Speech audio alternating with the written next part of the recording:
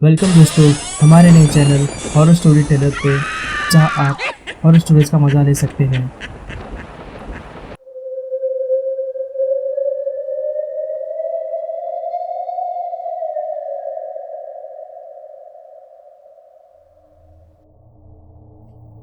एक गरीब परिवार अपना गांव छोड़कर शहर में रोजगार और अपने बच्चों की पढ़ाई के लिए शहर में आया था।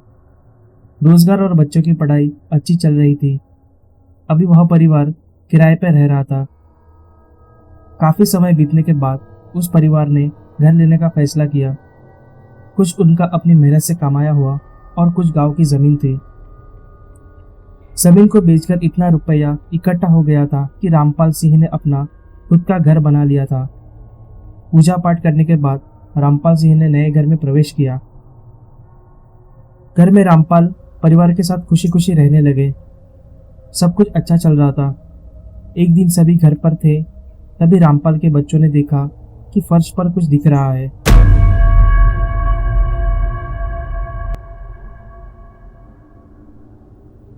बच्चे डर गए और डर से चीखने चिल्लाने लगे। बच्चों की चीख सुनकर बच्चों के माता पिता कमरे से बाहर आ गए। तब तक फर्श में कुछ डरावने चेहरे दिखने लगे थे। ये सब देखकर पूरा परिवार डर गया। फर्श में डरावने चेहरे उभरता देख रामपाल अपने परिवार को लेकर घर से बाहर निकल गए। रामपाल ने आसपास रह रहे लोगों को सारी बात बताई। पड़ोसियों में से एक बुजुर्ग बोला, आपने घर में प्रवेश करने से पहले पूजा पाठ हवन आदि कराया था या नहीं? रामपाल ने कहा, जी हाँ, पूजा पाठ तो हमने कराया था। तब उस बुजुर्ग ने रामपाल को सलाह दी कि आप एक बार फिर से अपने घर में पूजा करवा लो।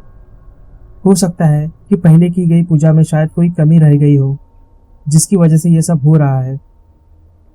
रामपाल ने बुजुर्ग की बात मानकर एक बार फिर से अपने घर में हवन यज्ञ आदि करवा कर रहने लगे। पूजा होने के बाद सब कुछ शांत हो गया। रामपाल को लगा कि बुजुर्ग ने ठीक कहा था। पहली पूजा में शायद कुछ कमी रह गई थी, जिसके कारण ये सब हो रहा था। अब सब कुछ ठीक हो गया है। अब सभी निश्चिंत होकर रहने लगे। कुछ दिन तक सब कुछ ठीक चलता रहा, लेकिन एक रात दोनों बच्चे अपने अपने कमरे में सोए हुए थे। रामपाल और उनकी पत्नी अभी तक जाग रहे थे। तभी अचानक उनकी नज़र फर्श में हो रही हलचल पर पड़ी। उन दोनों ने देखा कि फर्श में फिर से कुछ आकृतियां उभरती आ रही है। ध्यान से देखा तो दोनों पति पत्नी को पहले की तरह फर्श में डरावने चेहरे दिखाई दे रहे थे।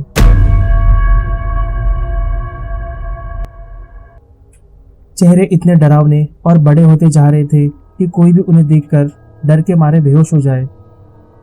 देखते ही देखते वह चेहरे खौफनाक हंसी हंसते हुए फर्श से बाहर आने लगे। उनका आकार बहुत बड़ा था। उनकी लाल लाल आंखें, बिखरे बाल और बड़े बड़े नाखून थे, जिनको देखकर रामपाल और उनकी पत्नी का डर के मारे बुरा हाल हो गया। वह दोनों बच्चों को जल्दी जल्दी हड़बड़ाहट में जगाते हुए चीखते चिल्लाते हुए घर से बाहर निकल गए, लेकिन वो डरावने चेहरे उनका घर के बाहर भी पीछा करने लगे। वो चारों भागते भागते एक मंदिर के पास जाकर रुके। रामपाल ने सोचा शायद मंदिर में ये डरावने चेहरे प्रवेश नहीं करेंगे। ये सोचकर रामपाल अपनी पत्नी और बच्चों के साथ मंदिर के अंदर चले गए। रात भर रामपाल, उनकी पत्नी और बच्चे मंदिर में ही रहे, लेकिन वह रात भर डर के मारे सो नहीं पाए। उनके दिमाग में उन्हीं डरावने चेहरे का खौफ था। जैसे तैसे वह भयानक रात गुजर गई और सुबह हुई। सुबह मंदिर के पंडित जी जब मंदिर में आए तो उन्होंने रामपाल से पूछा, आप यहाँ क्या कर रहे हो और इतने डरे हुए क्यों हो? क्या बात है? रामपाल ने रात की सारी घटना पंडित जी को बताई। पंडित जी ने कहा, तुम चिंता मत करो, मैं अपने गुरुजी को अभी बुला कर लाता हूँ। तब तक तुम यहीं रहना, जब गुरुजी आ जाए तभी मंदिर से बाहर निकलना। रामपाल ने कहा, ठीक है पंडित जी, जैसा आप कह रहे हैं मैं वैसा ही करूंगा। थोड़ी देर बाद पंडित जी अपने गुरुजी को लेकर आ गए। पंडित जी ने गुरुजी को सारी बात पहले ही बता दी थी, इसलिए गुरुजी ने रामपाल से कुछ नहीं पूछा, बस उस घर में चलने की बात कही। अब सब लोग उस घर के बाहर आकर खड़े हो गए। गुरुजी घर के अंदर गए और 4 लोगों से फर्श को खुदवाया। जैसे ही फर्श 3-4 फुट खुद गया, गुरुजी बाहर रामपाल के पास भाग कर गए और कहा, तुम यहाँ कब से रह रहे हो? रामपाल ने कहा, करीब 9-10 महीने ही हुए होंगे। क्यों गुरुजी, आप ऐसा क्यों पूछ रहे हो? तब गुरुजी ने बताया कि जहां तुम्हारा घर बना है उसके नीचे कभी कब्रिस्तान थे। तभी वह डरावनी शक्लें आपको दिख रही है। इस पर रामपाल ने कहा, तो अब हम क्या करें गुरुजी? तब गुरुजी ने कहा, यह तो उन प्रेतों से पूछने पर ही पता चलेगा कि वो क्या चाहते हैं।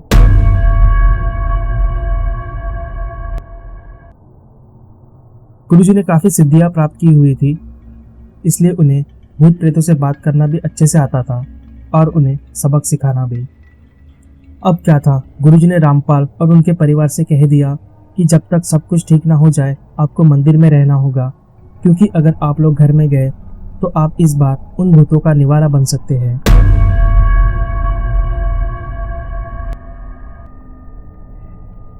रामपाल ने कहा, ठीक है गुरुजी। दूसरे दिन गुरुजी उस घर में गए और अपनी सिद्धियों की शक्ति से उन भूतों को बुलाया और उनसे पूछा, क्या चाहते हो तुम लोग? उस भले परिवार को क्यों परेशान कर रखा है? उन लोगों ने बड़ी मेहनत से एक एक पैसा जोड़कर ये घर बनाया है। गुरुजी के इतना कहते ही उनमें से एक पुरुष भूत गुस्से में बोला, हमारे घर में वो लोग हैं, हम उनके घर में नहीं है, समझे? अब तुम भी यहाँ से चले जाओ, वरना तुम्हारा क्या हाल होगा ये तुम सोच भी नहीं सकते।